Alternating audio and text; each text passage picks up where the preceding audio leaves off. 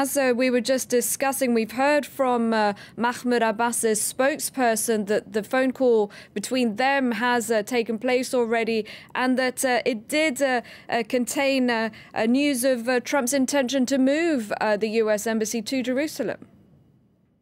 That's right. That's what Nabil Abu Rodina has said in a statement. He is the spokesperson for Palestinian President Mahmoud Abbas.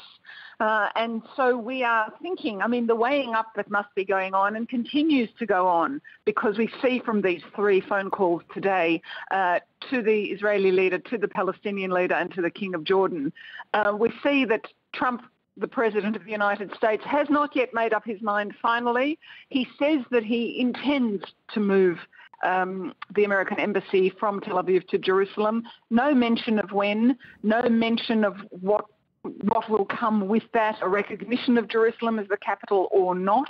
And I guess he is weighing the campaign promise, which he made, versus his desire to reach the ultimate deal. And that ultimate deal, he says, is peace in the Middle East. And he's been told by countless people over the past 48 hours that this move would make that ultimate deal more difficult to reach. Nevertheless, that is the message that we're getting from the Palestinian Authority. Now, Iris, if Washington does recognize Jerusalem as Israel's capital, it would be the first country to do so, I understand, since the foundation of the state. There are some countries that have an embassy in Jerusalem, but the whole question, most don't. Most countries have their embassy in Tel Aviv. Pending the question, which will be resolved in some peace process, of what is the status of Jerusalem. It's always the most complex deal, the most complex question in any peace deal, in any previous peace talks. And the status of Jerusalem is difficult because you don't want to preempt the decision that the parties will make on the ground. That's for the parties to decide, has always been the position of the United States and the European Union, and including, of course, France itself, the UK, other nations.